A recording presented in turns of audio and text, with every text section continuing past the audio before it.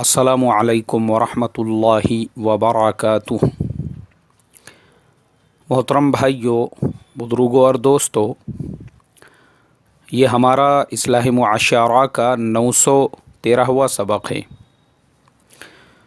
मोहतरम दोस्तों, ज़ायरा वसीम, इस मासूम बच्ची ने जब से फ़िल्मों से क्वाइट किया है, तो मैं देख रहा हूँ सोशल मीडिया के ऊपर भी, टीवी चैनल्स के ऊपर भी जो है ना, एक तूफ़ान आया हुआ है। हालांकि हकीकत जो है मेरे मोहतरम दोस्तों वो ये है, वो मासूम बच्ची जानती थी कि फ़िल्म इंडस्ट्री जो है वो गंदगी का कैसा दलदल है, और उस गंदगी के दलदल के अंदर कैसे कैसे काम होते हैं, क्या क्या चीज़ें होती है। जो अभी इससे पहले मी टू की जो कैंपेनिंग चली थी, तो पूरी दुनिया ने उसके अंदर देखा।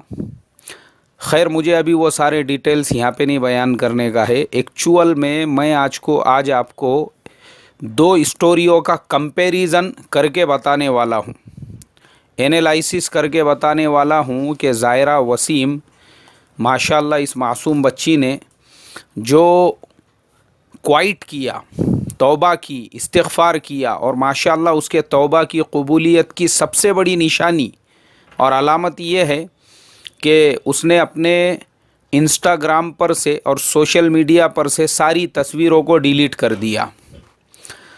दूसरी तरफ मेरे मोहतरम दोस्तों, मुसलमान औरत जब वो इस बात को समझ जाती है कि खुदाए तबारक व तआला ने मेरे ऊपर जो पर्दा फ़र्ज़ किया है, मुझे घर की चार दीवारी में रहने के लिए कहा है, मेरे लिए कुछ बंदिशें, मेरे लिए कुछ पाबंदियाँ अल्लाह ने मर्दों के लिए, औरतों के लिए, दोनों के लिए वो पाबंदियाँ लगाई है।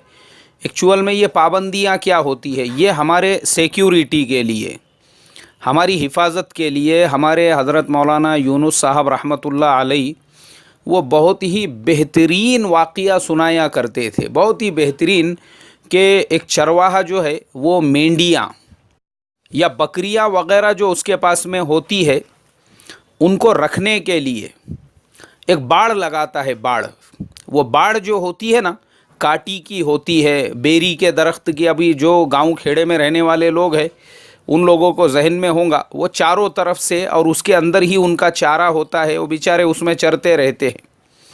तो वो बाड़ जो होती है उसके बाहर जो है हरी हरी घास होती है और पानी भी बहता है। तो एक छोटा सा बकरी का बच्चा वो अपनी वालिदा से, अपनी माँ से कहने लगा एक दिन, बोले अम्मी अम्मी, ये जो हमारी बाड़ लगी हुई है इसके बाहर इससे भी अच्छी घास है, पानी भी बह रहा है।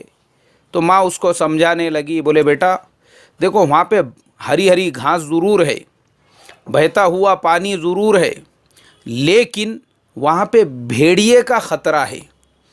भेड़िया जो है ना, बोले बेटा, वो कभी भी आके कभी भी तुझे चीर फाड़ करके जा सकता है।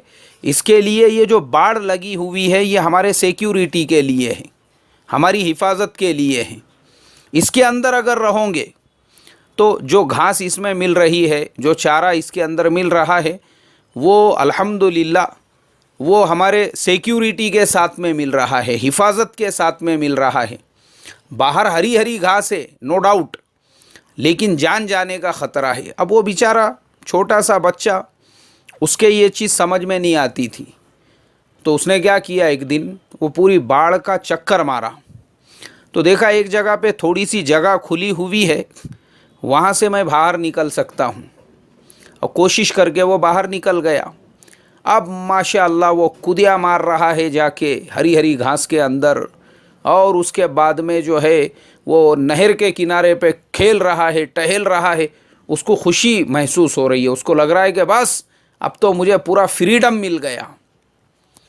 लेकिन जैसे ही उसने भेड़िए की आवाज़ सुनी, भेड़िए को देखा कि भेड़िया तेज़ी के साथ में उसकी तरफ दौड़ रहा है, तो बेचारा पूरी ताकत के साथ में अपने बाड़ की तरफ उसने वापस दौड़ने की कोशिश की, लेकिन भेड़िए ने उसको तब तक जो है तिक्का बोटी करके नाश्ता कर लिया। मेरे मोहतरम बुजुर्गों दोस्तों, ये जो मिसाल हमारे हज़रत मौलाना यूनुस साहब रहमतुल्लाह अलैह दिया करते थे, وہ خاص طور پر یہ سمجھانے کے لیے کہ دیکھو اللہ تبارک و تعالیٰ کی طرف سے یہ جو سختیاں ہیں، یہ جو پابندیاں ہیں، یہ باڑ ہے، یہ ہماری سیکیورٹی کے لیے ہے۔ ان سختیوں کے باہر پوری آزادی ہے، فریڈم ہے، لیکن وہاں پہ بھیڑیوں کا خطرہ ہے۔ تو وہ بیچاری زائرہ وسیم، معصوم جو بچی تھی، اللہ نے یہ چیز اس کو سمجھا دی۔ ماشاءاللہ وہ بچی آج محفوظ ہو گئی۔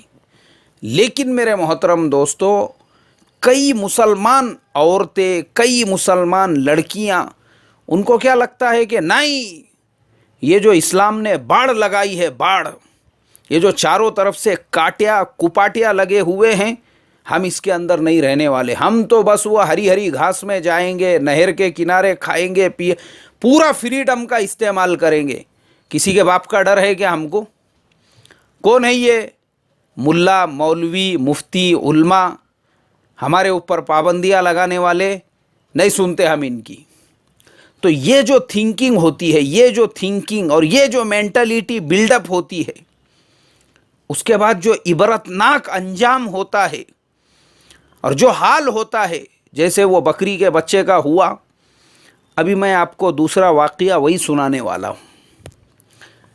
ایک مسلمان عورت، ہائر ایجوکیٹڈ، پڑھی لکھی، نکاح ہو گیا، شادی ہو گئی، لیکن وہ مرد کے کنٹرول میں نہیں رہتی تھی۔ کیوں؟ بولے میں تیرے کنٹرول میں کیوں رہوں گی؟ جب مجھے پورا فریڈم ملا ہوا ہے، پوری آزادی ملی ہوئی ہے، تو میں میرے فریڈم کا، میرے آزادی کا پورا استعمال کروں گی۔ برقع کیوں پہنوں گی میں؟ جب میں اتنی حسینہ ہوں، اتنی جمیل ہوں، اتنی خوبصورت ہوں، اتنی اٹریکٹیو ہوں، تو میں کیوں برقع پہن کر اپنا چہرہ چھپاؤں؟ نہیں، مجھے تو سب کو دکھانے کا ہے، بتانے کا ہے، دیکھنا چاہیے، پوری لائن لگنا چاہیے میرے پیچھے۔ اس کی ایک ایسی تھنکنگ، اس کی ایک مینٹلٹی ایسی ہے۔ وہ بیچارہ جو شوہر تھا، وہ کمزور ٹائپ کا تھا، اس نے یہ ساری چیزوں کو برداشت کیا، لیکن عورت جو تھی، اس نے اپنا جو فریڈم، اس کو لگتا تھا کہ میں باڑ کے اندر کیوں رہوں گی۔ تو اس کے بعد میں وہ پولیٹکس کے لائن میں بھی آ گئی۔ پولیٹکس میں لیڈرز کے ساتھ میں اٹھنا، لیڈرز کے ساتھ میں بیٹھنا، الیکشن کے اندر کھڑے رہنا۔ اس کے بعد میں جو ہے، جیسے اب آپ سوچ سکتے ہیں، آپ خود اندازہ لگا سکتے ہیں، پولیٹکس میں آنے کے بعد میں انسان کو کہاں کہاں پہ جانا پڑتا ہے، کیسی کیسی میٹنگز کے اندر بیٹھنا پڑتا ہے، کیسے کیسے لیڈرز کے ساتھ میں جو ہے ملنا پڑتا ہے، اور وہاں پہ جو دعوتیں ہوتی ہے، جو کھانا پینا ہوتا ہے، وہ کھانا جو ہے بغیر پینے کے تو ہوتا ہی نہیں ہے، کیونکہ پینے کے بغیر میں کھانے کے لقمے نیچے نہیں اترتے ہیں۔ اب وہ چونکہ اس کو اپنے پورے فریڈم کا استعمال کرنے کا تھا، کون ہے میرے اوپر پابندی لگانے والے؟ یہ میں کسی کو مانتی نہیں، جانتی نہیں، پہچانتی نہیں۔ اب ہوتے ہوتے ایسا ہو گیا کہ ایک دوسرے پولیٹیکل لیڈر کے ساتھ میں اس کا کاٹا بھیڑ گیا۔ اب دونوں کے بیچ میں 36 کا آنکڑا ہو گیا۔ اب مرد رہ گیا ایک طرف، یہ دونوں ہی کبھی مہابلیشور گھومنے کے لیے جا رہے، کبھی ماتھیران گھومنے کے لیے جا رہے، کبھی نریمان پوائنٹ کے اوپر بھیل پوری کھا رہے ہیں، گھوم پھر مست موج مستی چل رہی ہے۔ اب مرد جو تھا وہ بیچارہ تو اللہ رحم کرے، اس کو ایسا لگتا تھا کہ بھائی میری بیوی بہت ترقی کر رہی ہے، اور وہ عورت بھی اسلام نے جو باڑ لگائی تھی، باڑ اس کے حفاظت اور سیکیورٹی کے لیے، اس میں رہنے کو تیار نہیں تھی وہ۔ اب بڑے بڑے پہلوانوں سے ٹکر لے رہی تھی وہ، اچھے اچھوں سے بھیڑ رہی تھی وہ۔ اب اسی درمیان کے اندر پتہ چلا کہ جس لیڈر کے ساتھ میں اس کا کانٹا بھیڑا ہوا ہے، یہ اس کے بچے کی ماں بھی بننے والی ہے۔ اللہ حفاظت فرمائے۔ میرے محترم بزرگوں، دوستو، اس کے بعد میں وہ عورت جو ہے نا، اتنی ایکسٹرا فارورڈ اور اتنی ایڈوانس ہو گئی کہ میں نے اس کے بہت سارے ویڈیوز جو ہے وہ دیکھا بھی ہوں، بہت سارے یوٹیوب پہ، کیونکہ آج کے زمانے میں تو ہر چیز یوٹیوب کے اوپر اویلیبل ہوتی ہے۔ اس کی لینگویج، اس کا بات کرنے کا طریقہ، مردوں کو کس طریقے سے جو ہے اپنے پیر کے نیچے کچلنے کا طریقہ، گالی گلوچ اور گندے گندے الفاظ، چونکہ وہ فریڈم جو تھا، فریڈم کہ بھائی میں آزادی، مجھے جب آزادی ملی ہوئی ہے، میں دب کے کیوں رہوں گی؟ لیکن وہ جانتی نہیں تھی کہ اللہ تبارک وہ تعالیٰ نے یہ جو باڑ لگائی ہے وہ اسی لیے لگائی ہے کہ بھیڑیوں سے، لانڈگوں سے تیری حفاظت ہو سکے۔ اب جو ہمارے دوسرے علاقے کے بھائی ہیں وہ بولیں گے یار یہ لانڈگا کیا لفظ ہوتا ہے؟ بھائی میں آپ سے معذرت اور معافی چاہوں گا، مراٹھی زبان میں لانڈگا جو ہے وہ بھیڑیے کو ہی کہتے ہیں۔ تو چونکہ مہاراشٹر کے اکثر علاقوں میں ہمارا سبق سنا جاتا ہے تو ان کو ذرا آسانی سے سمجھ میں آئے گا۔ تو لانڈوں سے اور بھیڑیوں سے حفاظت کے واسطے وہ باڑ لگائی گئی تھی، مگر وہ عورت ماننے کو تیار نہیں، اس کو تو فریڈم چاہیے تھا۔ اب میرے محترم بزرگوں دوستو، انتہائی غمگین اور افسوسناک خبر یہ سننے کے لیے ملی کہ کچھ دنوں پہلے اس کی نعش ایک انجان جگہ پہ پڑی ہوئی تھی۔ اتنی بڑی پولیٹیکل لیڈر، کروڑوں روپیوں میں کھیلنے والی اور اچھے اچھے لیڈروں سے ٹکر لینے والی، کھینچنے والی، ان کو گالی گلوچ کر کے دبانے والی بیچاری کا اتنا برا حشر ہو گیا، اتنا برا حال ہو گیا کہ اس کی موت کے اطراف میں، میت کے اطراف میں، نعش کے اطراف میں کوئی پرسان حال بھی نہیں تھا۔ اللہ رحم فرمائے میرے محترم بزرگوں دوستو، میں نے وہ ساری خبر ایک نیوز چینل کے اوپر جب ڈیٹیلز میں دیکھا تو سر کو ہاتھ لگا کر میں سوچنے پہ مجبور ہوا۔ میں نے کہا اے اللہ، تیری نعمتوں کا کیسے کیسے میں شکر ادا کروں کہ واقعے میں بھی تو نے وہ جو باڑھ 1450 سال پہلے لگا دی تھی وہ ہمارے حفاظت کے لیے، ہماری سیکیورٹی کے لیے۔ اور میں سمجھتا ہوں کہ یہ زائرہ وسیم جو معصوم بچی ہے وہ بہت جلدی سمجھ گئی کہ واقعی میں بھی میری سیکیورٹی اس باڑ کے اندر ہے، اس لیے اس نے فوراً اپنے آپ کو باڑ کے اندر کر لیا۔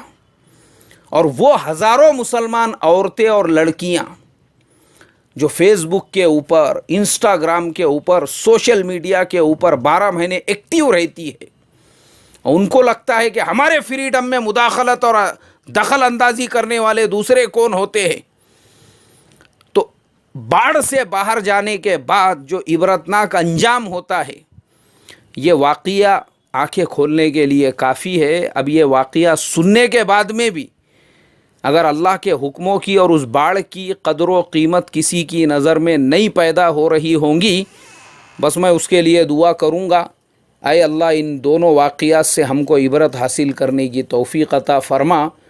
تیری باڑھ میں، تیرے حکموں کی جو باڑھ ہے اس کے اندر ہم کو زندگی گزارنے کی توفیق نصیب فرما، اور ہم تمام کی لانڈوں سے، بھیڑیوں سے اور شیطانوں سے حفاظت فرما۔ السلام علیکم ورحمۃ اللہ وبرکاتہ۔